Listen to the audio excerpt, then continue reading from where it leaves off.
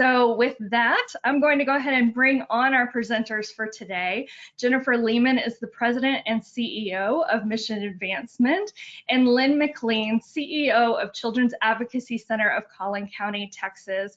Thank you guys for joining us today. All right. Thank you, Shannon.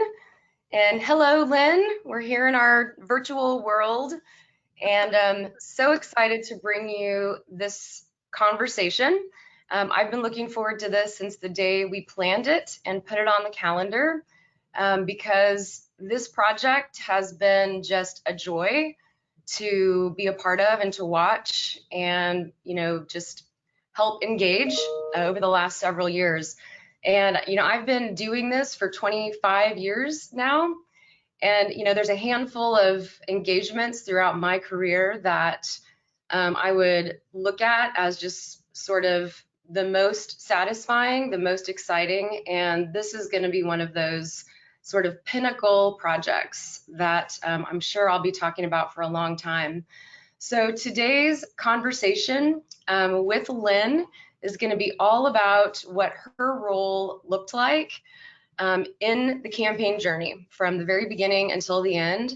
My goal is that you will take away some nugget that will help you think about maybe an upcoming project, maybe a project that you're in today, whether you're a board member, a CEO, or a development professional. There's going to be something in this conversation today that I really believe will inspire you or help you think a little differently about how your campaign may be structured. So before we begin, I just want Lynn to say a few words about herself and her background and what led her to the Advocacy Center. Well, sure. Thank you so much, Jennifer, Lynn, for inviting me. Can you hear me now? Thank you so much. Yep, you're good now. For inviting me to do this. It's such an honor, and it was an exciting project for us to work on together, which we'll get into. So I am a social worker. I have a master's degree in social work. I actually started my career working for Child Protective Services many moons ago. I've worked in the field of child abuse for more than 35 years. After I worked for CPS for 14 years and then moved to the nonprofit side and worked in Child and Family Guidance Center, and then for Community Partners and Greater Texas Community Partners as executive director. Those were fairly small organizations that helped children served by the CPS system.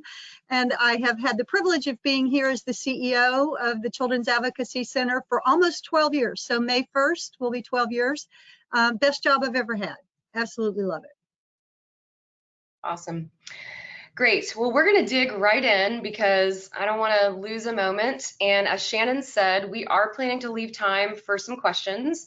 So I'll be carefully watching our time to make sure we do have some opportunity to hopefully field some of what's on your mind, but you're welcome to send those throughout the webinar today. And Shannon will be collecting those so that we can answer as many as possible at the end. So I'm going to start off by just kind of acknowledging what we hear most commonly from CEOs about what makes a capital campaign challenging from their point of view. First is, do we have the right plan or the right case? Are we raising money for the right project? Second is probably one of the most common is, how do we protect our annual fund? How do you raise millions of dollars for an extraordinary project while you're also raising money for your operational funding?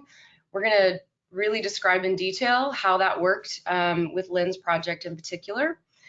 Another common one is, how do I get my board engaged and what is their role in a campaign? And Lynn will be telling her stories about that. What kind of time do I need to commit? What is my role in terms of execution of the campaign? And what about the disruption of normal business, which still continues while the campaign is going on? How do I use volunteers? What's the role of volunteers in a campaign? And how do I share the load, if you will, with some key leaders? And then, of course, there's this risk of failure concern. And so throughout the conversation today, all of these are going to be addressed at some level. And again, Lynn's stories and experience, I think, are going to really be inspirational to everybody. So I'm going to get right in. We're going to just outline 6 areas that we see as the most critical for campaign readiness or success. And then I'm going to ask Lynn to speak to each one of them in terms of how this played out in her specific project. So the first is a compelling or an urgent need. How do we know that we have the right project? So when we think about what makes a case compelling, essentially we ask the question, what changes lives for the good? And in most cases, your organization is dealing with people, students, people in the community at some level. So what it's not about is the buildings or whatever the project may be accomplishing. It's not about the program, it's not about construction, it's not about expanding facilities. It's what happens because of those extraordinary projects. So what happens inside the buildings or what happens with the new programs that you may be launching. That's what we always want to be looking for when it comes to building a compelling or an urgent case for a campaign. So I want Lynn to talk a little bit about what their story was and the need and how we kind of crafted that into a compelling case. Go ahead. Sure. So the compelling need for us was the projected growth in Collin County. We offer services to 100% of children who are impacted by abuse or neglect in our county. And we were becoming increasingly concerned about how we were going to be able to keep doing that given the projected growth in Collin County. Collin County is one of the fastest growing counties in the nation. And so we were worried about that. So the need was not urgent in that we were not out of space. We were not turning children away, but it was compelling because with the growth, if we didn't add an additional facility, we would have to eventually start turning children away. So that was our compelling story. Absolutely. So yeah, you guys were a little unusual in this way that even before we began conversations about a feasibility study, you already had, what do you call it, a permanent site committee? We had a site task force, yes. Right. So there was already a lot of discussion going on internally about how are we going to manage the growth that we know is coming that's going to affect our ability to serve more children. So it was a little different in that way. A lot of organizations are faced with something extremely urgent and time sensitive, but it doesn't necessarily make your case less compelling. It just was a more forward-looking kind of need that we were trying to solve. Okay, so we're going to get into more details around that as we talk about some of these other pieces, but I want to move straight to the board because this is definitely a topic that is a hot one with a lot of CEOs. And how do you get a board engaged in a campaign? What is their role in a campaign? And I'll tell you from our perspective as council, this is a really key piece of campaign success. So a lot of organizations, you know, we'll come in and talk to them about doing a campaign or raising money, and the board will say, at some level, they'll say something like, we're not a fundraising board. And we always say, oh, but you are. You may not think you're a fundraising board. You are a fundraising board. And that doesn't mean that you as a board member are pounding the pavement asking for money. But as a board member, you do have some ownership and responsibility around the revenue side of the organization, which probably includes a philanthropy component. So helping a board member understand what their role is and what you expect in terms of a fundraising campaign or even annual fund is a really common question and a common challenge. So here's how we like to frame that. When in a campaign specifically, we want to know, does the board agree with the need? So in Lynn's example, the need is we're going to need to expand capacity. That's the need. Secondly, do they agree with the plan? So that plan could be, you could accomplish this in a number of ways. And Lynn's going to talk a little bit about how they navigated that decision. But the board not only needs to agree that, yes, we have a need, we're going to run out of space at some point, and B, the plan that we have in place is a good plan or the right plan for us. Are they willing to give? This is always a key factor. The answer needs to be yes. And Lynn's going to talk a little bit about how they went about doing this. And do they represent stable and strong leadership? Really, you know, for a period of time. you know, Lynn's journey lasted several years from beginning to end. So she went through multiple board presidents and, you know, executive committees during that time, and having consistently strong leadership that was on the same page with what they needed to do was critically important for the campaign to continue to make progress. So the bottom line is, what I like to say to organizations is, at a minimum, board members must be willing to set the example and do what you are asking others to do. To me, that's the simplest way to frame it. And when we think about how a campaign typically plays out, I like to describe it as concentric circles. That you normally start with those who are closest to the organization, meaning the board and other donors who know you well.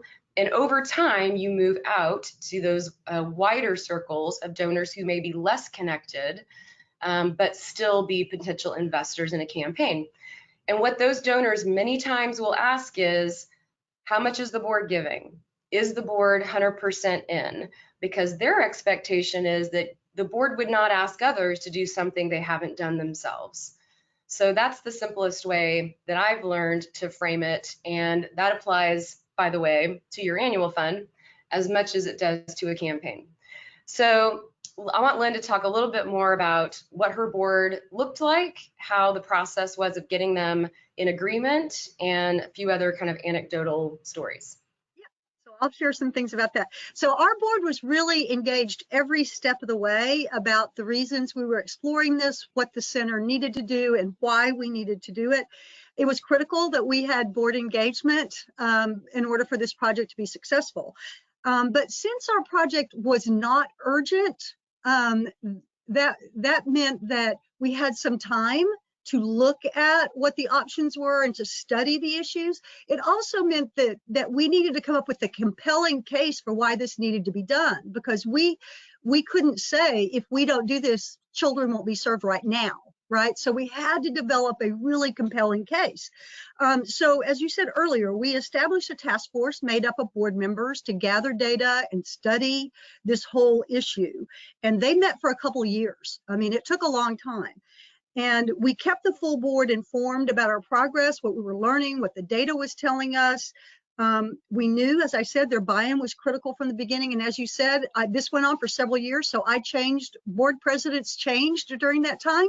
And it was important that the board president set the standard in terms of belief in this project, and that as we oriented new board members who joined the board during this time, that we folded it into board orientation, that this is what we were looking at and why, so that we kept everyone informed every step of the way. And then I want to address your issue about the board members setting an example and doing what they're asking others to do. We took that very seriously. We solicited, as you said, concentric circles. We solicited our board and advisory council members before we ever asked a community donor to give. So we focused on them first, and we have a board of 30. So it was a lot. I mean, it was a lot. But we actually, my board president and I met with each board member and their spouse individually, one-on-one, and went through all of the data and the reasons for the project, what the difference was going to make for our community and our children. And then we made a specific ask of each board member, a specific amount that we wanted them to contribute to the campaign. Now, the amount varied depending on the board members' capacity to give, because we knew these board members and we knew that, so the amount varied, but we did ask for a specific amount. And it was very successful. And I am convinced that the board ended up giving much more with this one-on-one relational approach. We often met them in their own home. My board president and I would go to their home and meet with the board member and their spouse. That taking that approach was much more successful than if I had announced at a board meeting that everyone needs to give to the capital campaign, pull out your checkbook, right? Because we gave them something to shoot for. We would tell them how much we needed, and they were part of something really big. And so they stepped up. It worked really well. That's awesome. I love that story. And I know, just anecdotally, you had a couple board members that stretched and gave more than they thought they would, right? Yeah, absolutely. And I was going to get to that later, but I can say it now. You know, one of the things that I was scared about was asking people for specific amounts of money, because that was one of the things I was scared about. And there was one particular board member that I remember that I was meeting with him and his wife, and I asked him for $100,000 contribution to the campaign. And he looked at me and he said, well, Lynn, I was thinking 50,000. And I said, okay, whatever's meaningful to you is meaningful to us. So whatever you decide to do is good. And he said, but let me talk with Kelly. Kelly and I will talk about it and we'll decide, what we're able to do, and I'll get back to you. I was like, okay. So, and ultimately he came back and they gave $100,000. And so it's like I set their sights higher and they were able to do more than they initially planned to do. So asking for that specific amount really helped them stretch a little bit, I think. And they felt really good about it too. They were really pleased with being able to make a contribution in that amount. So that's just one example of it. Yes. So this was a hugely successful piece of the campaign, and we're going to talk a little bit later about leadership and how this became an even more important component of the campaign. One of the tips that I like to give around how to do this with a board, if you're sitting back thinking my board would never agree to this or that feels too cumbersome, is to say to the board, let us practice on you. If the board is coming in early, which hopefully they are, then a lot of times you feel like you already know them, you have existing relationships. They'll say, oh, I don't need the meeting. You don't need to do that for me. Save that for somebody else. But as a CEO in particular, if this is something that's relatively new and you're learning to kind of find your words, they're the perfect group to practice on. And so I found that to be a successful way to kind of talk a board member into it, if you will, that A, you want them to experience what other donors are going to experience, and B, that you are looking for a friendly place to start. So asking a familiar face to kind of allow you to practice with them is sometimes a way that not only can you have a really successful meeting, but you as a CEO or a leader can really begin to kind of find what's comfortable for you in how you talk about the project and set you up for all your later meetings. So can I add something to what you just said? And that is that was you told me that when I started this, and that was exactly the approach I took. And it did make it easier for me to eventually approach community donors, because I had done the presentation a number of times for board members. And I did the same, even though board members knew about this project and knew why we were doing it, I covered everything from the beginning to end with every board member in the same way I did with donors that were just learning about the project. So, yeah. Yeah, it's a great way to practice. And like Lynn said, her board, like every board, is diverse in terms of capacity. So this is not a board of all 7-figure donors. There were many who were $5,000 donors over a period of time. So there was a lot of diversity, but every board member was given the same kind of audience and attention, and every gift was meaningful. So highly encourage you, as you think about a project you may be launching, to think about that kind of approach. The one-to-many, like Lynn said, in a board meeting, the pass the hat kind of approach will not yield anywhere close to what you can get if you kind of take the time and build those relationships individually. Okay, so the next piece is evidence of donor interest. So clearly there's got to be some capacity outside of the board to meet your goal. And so what I want to talk about here is what that means in terms of feasibility study, because typically this is where that conversation sort of begins, is we learn about that through a feasibility process, which Lynn did do. So I want to say just a couple things about feasibility studies and then have her talk about how theirs played out. So first of all, why do you do a feasibility study? The way we see it is there's 2 really big buckets of reasons why you would do it. First is, do you have options or a go, no-go decision? So in Lynn's case, this was true. They were exploring an option. They weren't running out of space right away. So they really didn't have the urgency of we have to do something now. It was, we have a couple of different ways we could approach this, and they were really looking for that feedback and input about whether they should proceed. The other is a donor cultivation and engagement element, which is a part of a feasibility study no matter what. And sometimes, even if you know you're going to campaign, having that initial step of donor cultivation and kind of getting their buy-in early can be really valuable. So what does a study not do? A study will not predict the future. There is no possible way for a study to tell you everything that will play out throughout a campaign. It will not uncover all of the available resources. You know, it's a moment in time kind of study of leadership, essentially, those who you believe could have a significant impact, but you will uncover resources throughout the life of the campaign. And Lynn's got a couple of examples of that as well. And it's never going to mitigate all the risk. You know, campaigning is risky, and there's no way that you can mitigate every single pitfall that you may encounter. You know, Lynn's going to talk about the fact that her campaign was just about to wrap up when COVID hit. And, you know, thankfully we were able to navigate that, but there's no chance that you can predict what things are going to look like a year, 2 years, 3 years from now. But there are good reasons for studies. And I want Lynn to talk specifically about kind of what their study was looking at and what the results were and some of the resulting actions that were taken. Sure, of course. So in our case, the feasibility study was really critical to the success of our campaign. Initially, we weren't sure how or if we should move forward. And so the study really helped inform that process in some really big ways.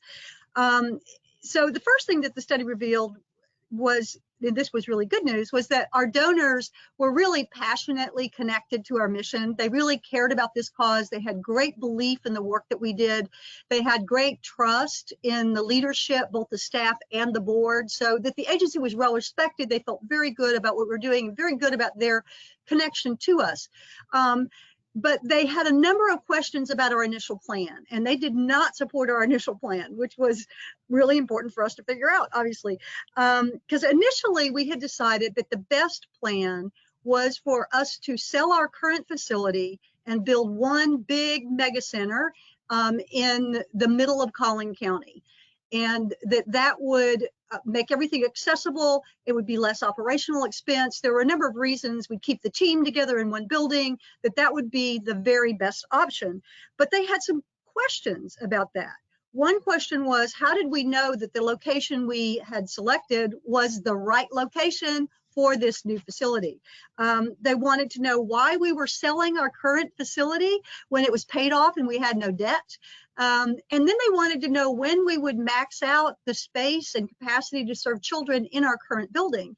And we did not have answers to those questions. And so Mission Advancement, I think wisely, advised us to delay launching the capital campaign so that we could gather more data and study these questions. And so we established a permanent site committee. Some of those people had been on the original site task force. We gathered more detailed data. We gathered tons of data, actually, from the Texas State Demographer. We contacted all of the school districts in Collin County to determine what their child population projections would be. We also contacted Collin County. They had a mobility study, so we needed to look at traffic and how that was going to impact accessibility for children to get to our facility. So we used all of that data, and from that we determined that the child population in Collin County was projected to triple between that point and 2050, and that the number of children we would need to be prepared to serve was going to triple as well. And the traffic was going to triple, like everything was going to triple. And we used that to help us figure out how many staff we would need, how much space we would need, and we determined that we would max out capacity to serve children in this building by 2023, which is now just a minute from now. Back then it was like 5 or 6 years off, but by 2023 we would max out capacity to serve children. So ultimately, using all that data, we decided that the best course of action was for us to keep this current facility that is paid off and meets our needs well to serve the southern part of the county, and then to establish a second full-service facility in McKinney to meet the needs of children in the northern part of the county. And that would be accessible to them. It would be full service. It would have everything that we have in this facility. So it would meet all of the need, but it would be more accessible and give us the expanded capacity that we needed. So we had the data to back it up, that that was what we needed to do. So that was really helpful. So the permanent site committee presented all of the data to the board, and the board decided, and unanimously, in fact, decided to launch a capital campaign in January of 2018. Mission Advancement did help us with that presentation in terms of how to present that data. And we made it very clear when they made that decision that we would expect full board participation. Everyone would be expected to give. So they knew that when they unanimously voted. And then when we went back to the donors who had originally given us that feedback in the feasibility study, and we shared our new plan, revised plan based on the data we'd collected, 100% of them were supportive. And so that gave us great confidence, I think, going forward that, okay, now we have a good plan that makes sense. And then there were a couple of other things that happened during the feasibility study that I think are important to mention. And one is that there was one donor that was interviewed by the Mission Advancement consultant during the study who told them that we weren't asking them for enough money. and basically they were donors who supported us through our gala, which is our big special event, but we'd never really asked them for anything else. And so ultimately that donor ended up making $1 million gift to the campaign. And they never would have been on our radar if not for the feasibility study. We never would have really known that. And so that was a wonderful miracle. And then there's the other issue is that when we were getting ready to launch this campaign, we had not decided whether we were going to buy a building and renovate it or whether we were going to buy land and build from the ground up. We knew if we could find a building and renovate it, it would be cheaper, but we didn't know if we could find a building. And so there were all these factors. And I was real nervous. I think all of us were we were nervous about moving forward with that and talking to donors about giving when we hadn't even made a decision about exactly how it was going to work or how we were going to establish this facility. But Mission Advancement advised us to move forward and to start talking to those early donors who are really close to the center and knew our mission well, and just explain that we had to make a decision. We would be making a decision within a certain time frame, but we really wanted their commitment to the campaign. And we had donors give to the campaign before we even had an answer to that question. And then one of the things that happened, it's a really good thing that Mission Advancement advised us to do that, because one of those early donors ended up being a person who had the perfect piece of land for our facility. And he ultimately ended up making a $1 million land donation to the center. And we would not, if we had waited and made our decision first, we wouldn't have known that that land existed. And he felt very good about, oh my gosh, I happen to have this land that's specifically where you need it, that meets your need. And so while we were nervous about not having our plan fully developed, we went forward anyway, and it worked out okay. Yeah.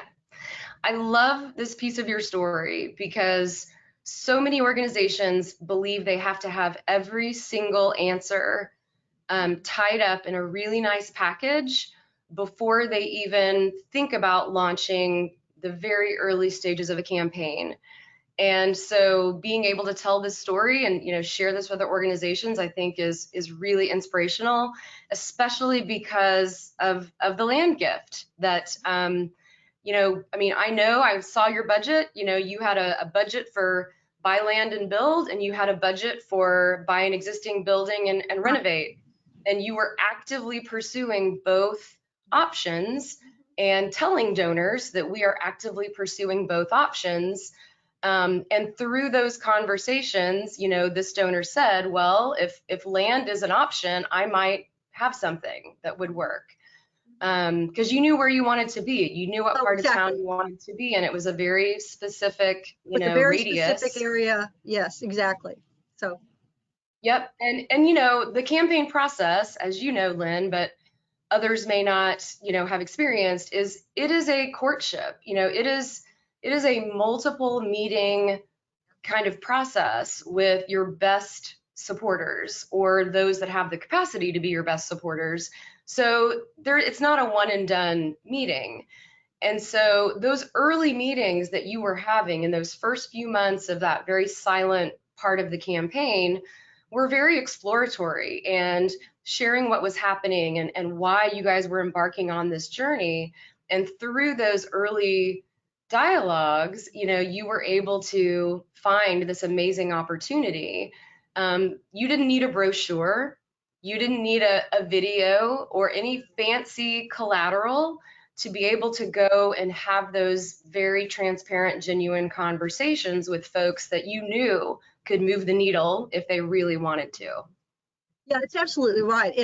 And those donors that the donor that ended up giving $1 million and the one who ended up giving the land valued at $1 million, both of those donors I had met with multiple times before we ever asked for anything from them. And they were ready by the time I asked them. They were ready, I think, to be part of it. And so there was something else I was going to say, and now I can't remember what it was, but it really is a courtship process, and it really does. It takes time, Yeah.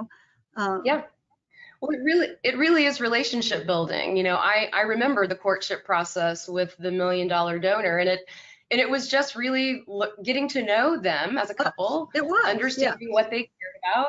Yeah. And by the time you got to that 7-figure ask, it wasn't uncomfortable. It felt like they were ready and you were ready, and they kind of knew that this was coming and something they would seriously consider.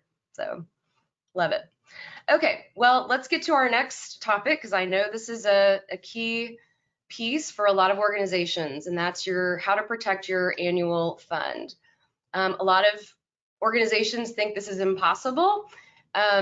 It's not, and our approach specifically in campaigns is very tied to this notion of keeping annual and capital separate.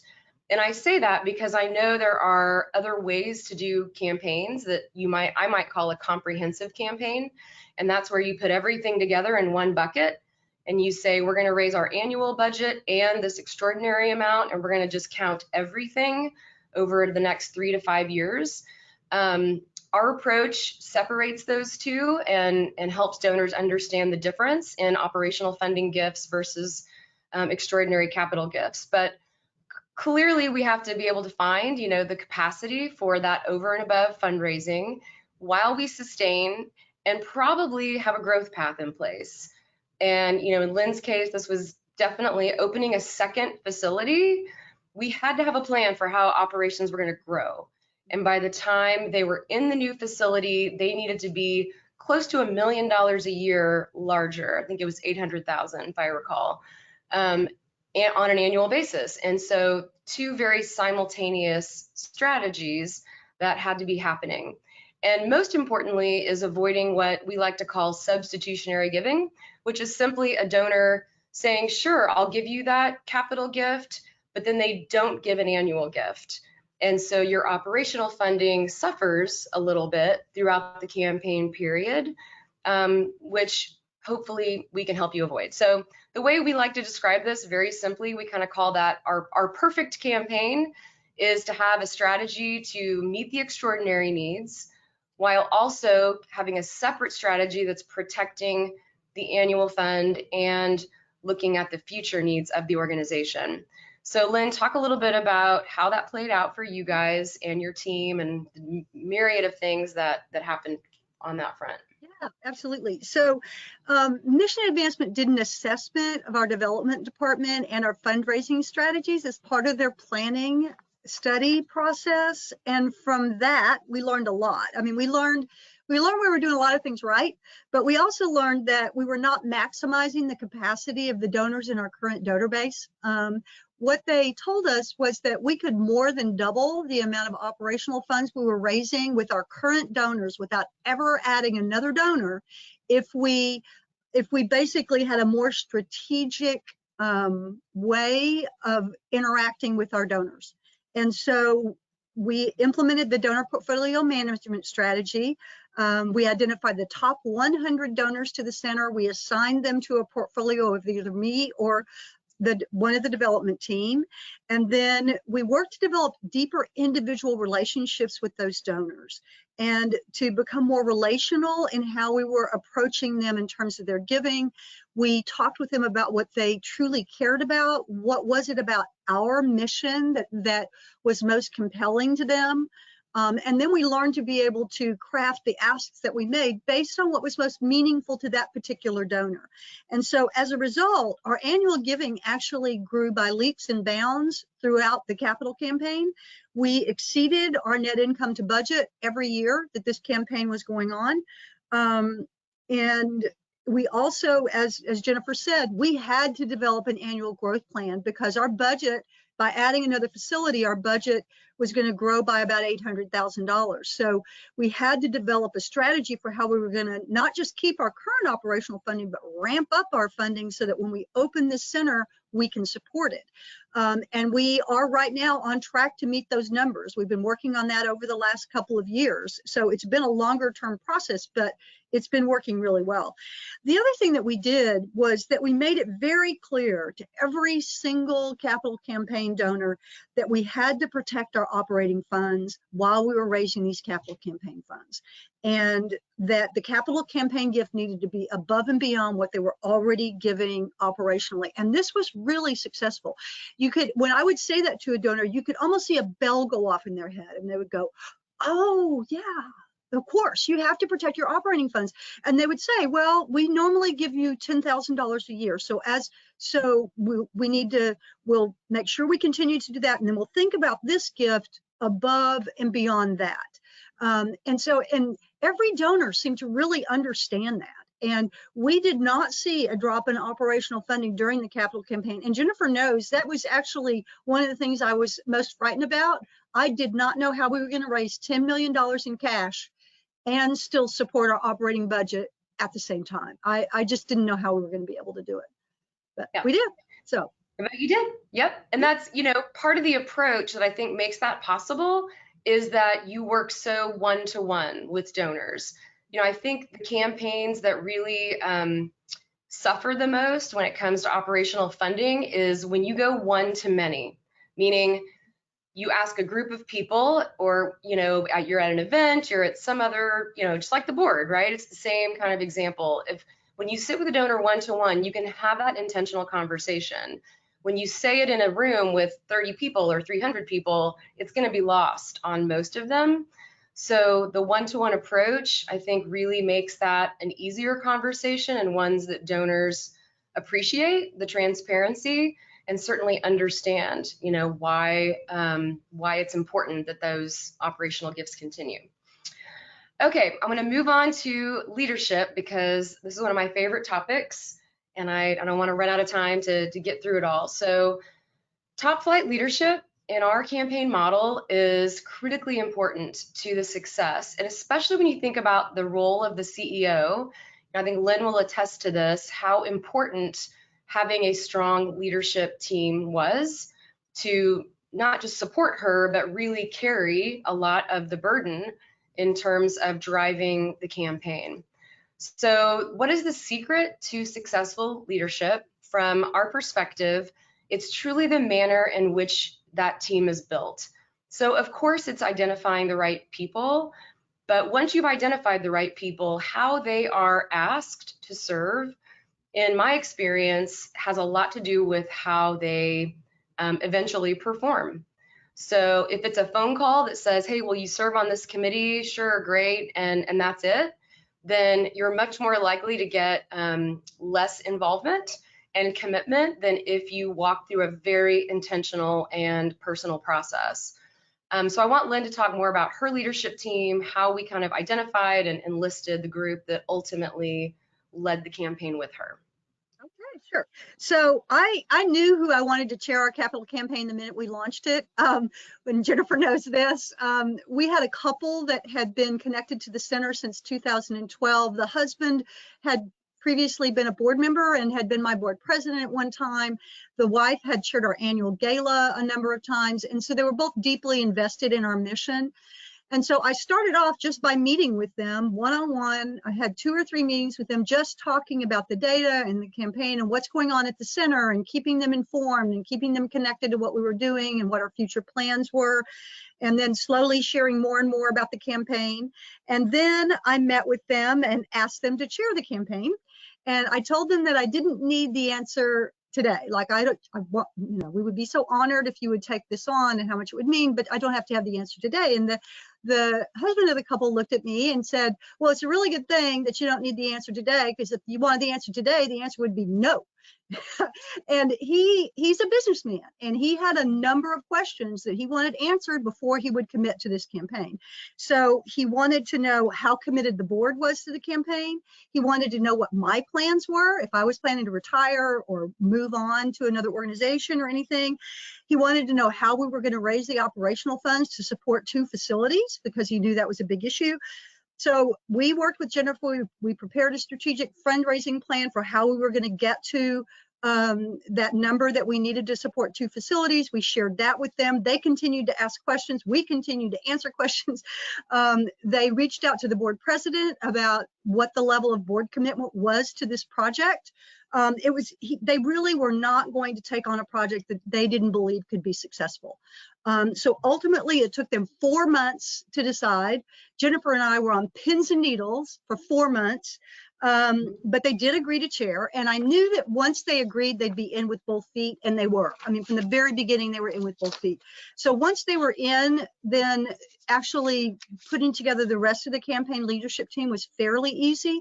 We asked members who were on the permanent site committee, who already knew the plan, knew the data, and believed in the project, to be part of this. But even then, and I'm just remembering this now, Jennifer, it's been a while back, we didn't just call those people up. We did a proposal to them, asking them to serve on the campaign leadership team. Mark and I met with them either by phone or in person to invite them to be part of this campaign leadership team. So even though they knew this project, we were very formal in how we invited people to be part of it. And I think ultimately people knew they were taking on a big responsibility, and that they were ready for it. It's like, okay, I get to be part of this. So I think they were kind of honored to be invited, because we really did it as an invitation. And so we ultimately ended up with the chairs, the husband-wife couple, 4 board members, and 1 advisory council member. So we were really a pretty small group. We met monthly for 18 months, and we met in person back then when you could.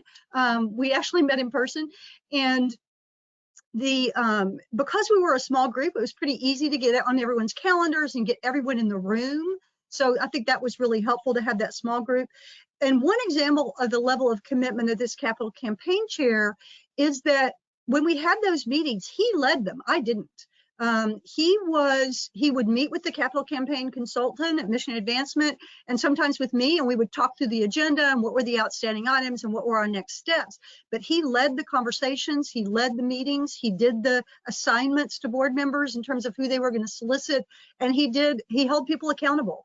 And I think that's one of the things that made our project successful, was that it wasn't me, it was coming from him. So yeah.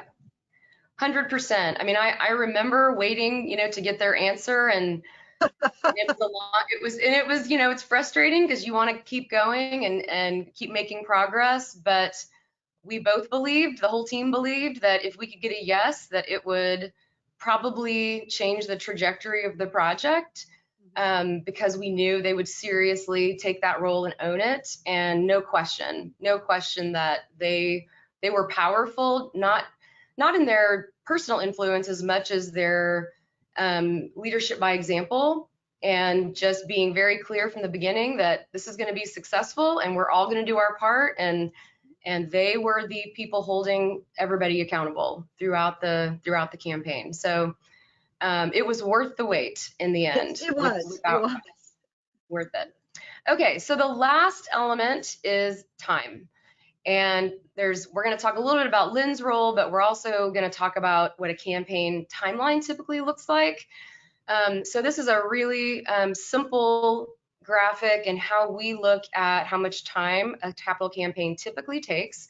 Now, some of you may be looking at, much smaller and more, very focused efforts, which could be shortened a little bit. So just know that this is a very generic kind of way to describe how you might look at a campaign. But if you're going to be breaking ground, let's just say in 2023, if that's your desire, then we would back it up something like this and say you might have a community or a public phase element that might be 4 months or so. Your silent phase, for a capital campaign like Lynn's, I would say at least a year, and really probably that 15-month is closer to accurate, where you're doing those individual meetings and soliciting the board, your top 30 sources essentially, which gets you the vast majority of the way there. And then there's that organizational piece, which is when you're creating that story, identifying your leaders, getting all those enlisted, and looking at the prospect pool and really developing the financial path forward. Before that, you might do a study. So you can see how a study definitely adds time to a campaign. And so if you're in a situation where a campaign is inevitable and you know that you have to move at some level, that study work can many times be worked into that campaign organization phase, and you can just begin moving. So for some organizations, that makes more sense. So we like to talk about kind of a 2-year, 24-month from organization to a public phase kind of time frame for a campaign. That's usually pretty reasonable for an organization like Lynn's or of similar size. So Lynn, tell us a little bit about how that compared with your timeline, and then of course COVID happened, and how did that impact how we finished out? Yeah, so we were rocking along really nicely there. We'd been raising funds. We had the vast amount of the money raised, I guess about 25 months or so that we'd been working on it from a standing start to then. We were planning to go public with the campaign in April of 2020. And of course, COVID hit in March and I panicked. I had no idea what we were going to do. And so what we did initially was to be very intentional about staying in contact with the capital campaign donors who had already committed to the campaign. So, I mean, I reached out to every one of them, some of them more than once, and kept them informed about what we were doing for children during the COVID crisis, what was going on at the center, let them know that this campaign would go forward, but that we were not making asks right then. So I was very intentional about keeping that communication. And then once we all got acclimated to life under COVID, when we kind of figured out this wasn't going to go away in 3 months or 4 months, I started reaching out to donors that were still on our list and asked if they'd meet with me on Zoom. And they did. They were more than willing to meet with me on Zoom. And I shared all the data, learned how to screen share and all those things we've had to learn since then. And did the same presentation I did with people in person. And I think it was about 6 or 7 people that I met with, and every one of them made a commitment to the campaign by Zoom, which was pretty astounding. But my favorite was the last gift. I think it's Jennifer's favorite too. I was meeting with 2 sisters who had given to the center for a number of years, largely through our special event, our big gala. They'd never made a 6-figure gift before. They did know about the capital campaign because I'd met with one of the sisters about a year before and told her what was going on in terms of our future expansion.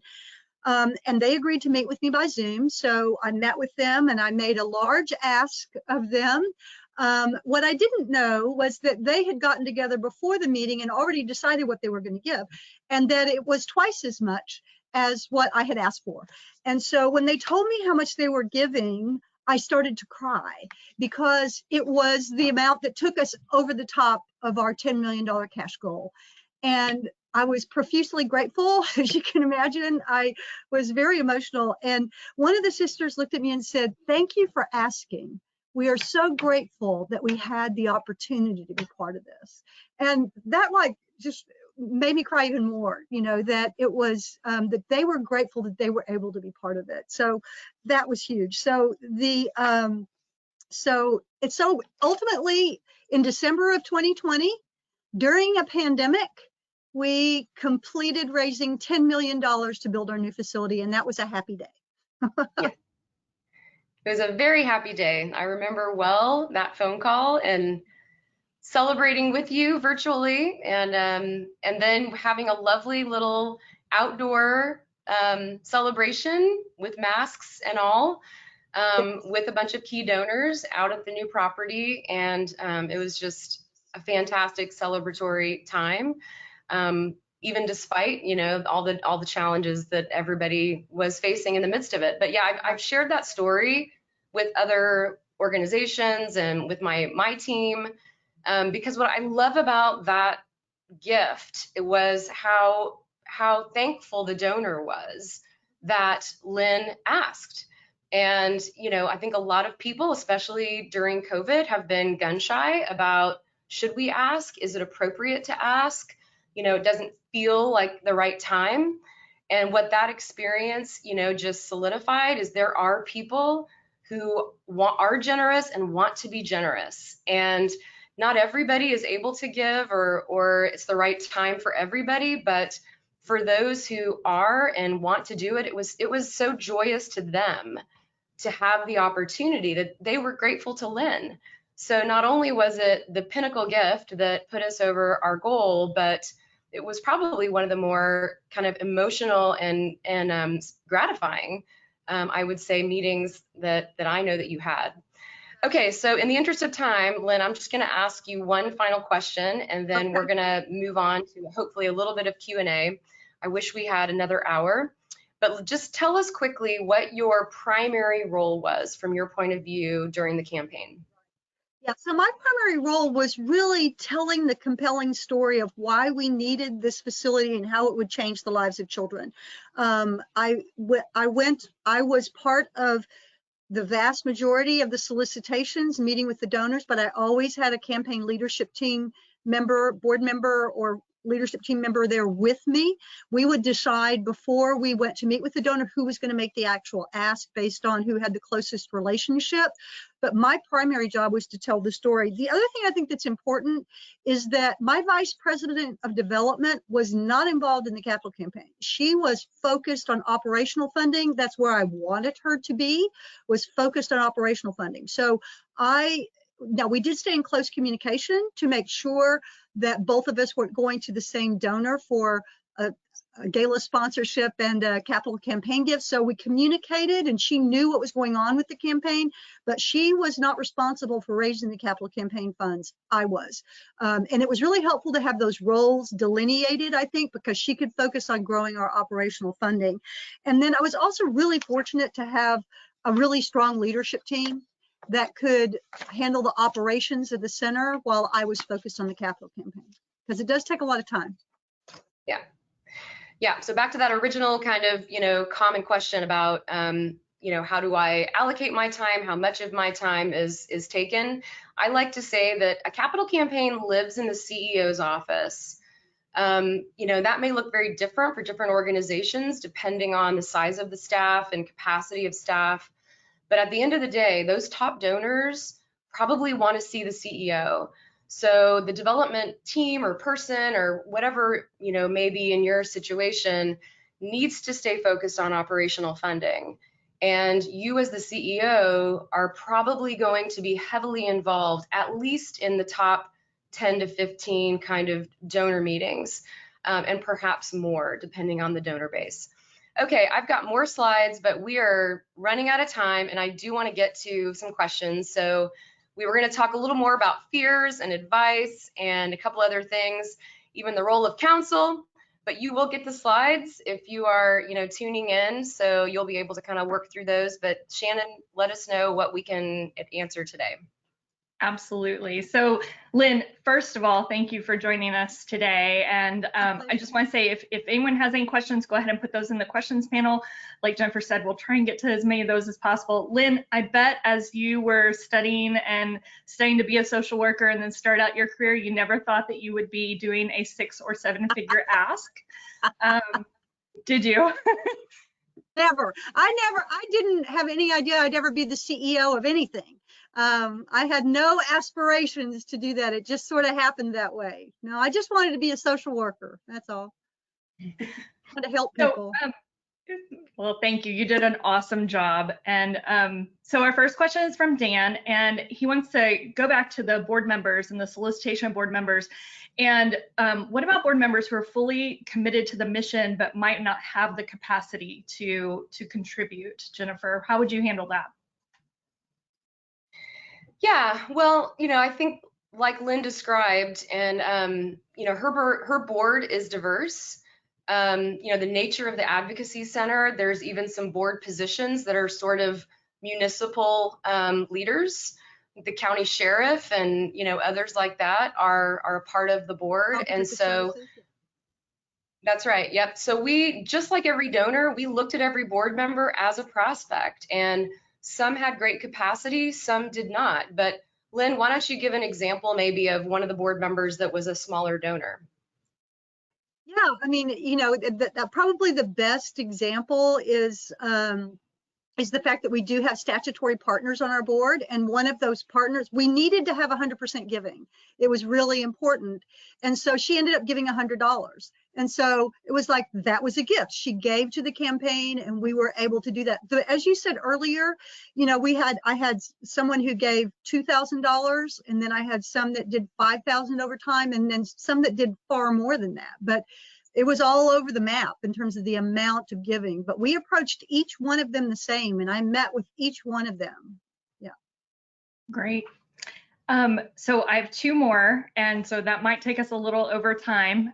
So Doug is asking, concerning the projection of the annual funding, is it ever a good idea to designate a percentage of each capital campaign gift as a percentage of operating funds? So Jennifer, that kind of gets to that whole comprehensive campaign. Yeah. I don't want to say it's never a good idea, because without knowing the circumstances, I think there's always good creative solutions. But I think, the way we described kind of asking the donor for both is in my view, kind of the ideal. So if a donor, let's just say, gives you $5,000 a year and you're asking for 20, I mean, I would probably rather frame it as, we'd like to ask you to continue that $5,000 directly to operations, but then consider a $20,000 pledge specifically to the capital campaign. I think just the clarity of keeping those separate is helpful to the donor, because you're going to want to come back to them year after year for operating. And if you do one ask and say, oh, a percentage goes here and a percentage goes there, it just kind of, I think, might confuse in the eyes of a donor how you want them to continue contributing to the annual operating budget on a regular basis. So that's my thought, is that keeping them separate is better in the donor's eyes. But there's always good creative solutions, so I wouldn't say that would be completely off the table. Okay. And so, Lynn, I know that you mentioned this at the end about your development staff being primarily focused on the annual giving portion. Can you give us a little bit more clarity as far as, so Jason's asking, how big was your development staff? Were they all focused on annual giving, et cetera? I have a fairly, I think Jennifer would say, robust development team. I have a special event manager and a donor relations manager, a corporate relations manager, and then I have a grants writer and someone who handles the donor database. But the people that were focused on the annual giving were the donor relations manager, the corporate relations manager, and the vice president of development. So it was those three people that were focused on annual giving and that had a portfolio, and those portfolios have continued to evolve over these last couple of years in terms of people being added and taken off. We have a whole new strategy in terms, probably going on too long, but in terms of when new donors come in, that they're immediately assigned to someone so that we can follow up with them. So we have a whole, and when we have special events, we have a whole strategy for how we engage those people and supporting the center beyond the special event. So it had like several different components of how we have continued to build our annual giving. I don't know if you would add anything to that, Jennifer. You worked really closely with our team on that, so. Yeah, I mean, I just, I always say, a lot of times a board will ask, well, why do we need counsel? We have a development team. And, I always say, well, that's true, but they have a full-time job, and that full-time job is not going away during a campaign. And in Lynn's case, and in many cases, their job is actually growing or changing, because now we got to figure out how to grow this operational budget over the next however many years. And so that's a big task for the team, the leader of the development team to have to take on. So yeah, I mean, part of our work in a campaign, like I said, is those simultaneous strategies. So while we're driving campaign, we're also working with the development team. And we did work very closely to realign some positions, to reframe some job descriptions, and to do a lot of training and coaching around that portfolio strategy that Lynn mentioned, and actually kind of emulating what was happening with the campaign on more of an annual fund basis, and getting that entire group sort of to embrace the more relational approach. So I would say, if the vice president of development was here, she'd probably say, my job was busier than ever, and trying to figure out how to grow that operational funding was more than a full-time job, and staying focused on that and not having the responsibility of making sure the campaign was on track at every turn was a relief to that team. So they were busy. They were busy. They were, yeah. They're amazing, actually. But yes, they are. Well, thank you both for today's session. I think it was very insightful. Lynn, thank you for your time and contribution. I just want to thank everyone for joining today, and we hope to see you on our next session. You will be getting a follow-up email from me with the recording. Please feel free to share it with others who might find this content helpful. And again, if we can help you with anything with regards to growing your annual fund, or if you're looking at a planning study or potential campaign in the future, please reach out to us with any questions. Thank you so much for joining. Bye-bye.